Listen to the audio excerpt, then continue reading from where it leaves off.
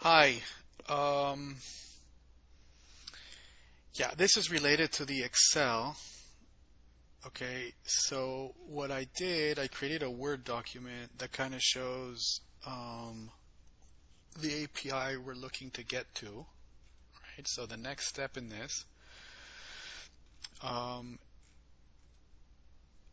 this is like what it kind of looks like. I've separated into market data, last trade, time and sales, session related stuff. This needs to go down to here.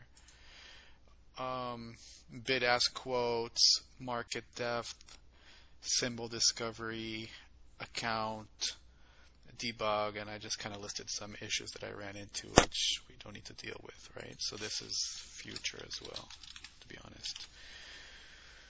And this one, let's put this on future. Although you did some of this, what I'm trying to say is that the scope right now is everything that's not future, really, just to get it up to date to whatever we have here. Okay, so some of it we already have in some form, right? We have the bid and the ask and the last and stuff like that, which just needs to really be updated just to have different function names and so on that follow this thing, these new API signatures.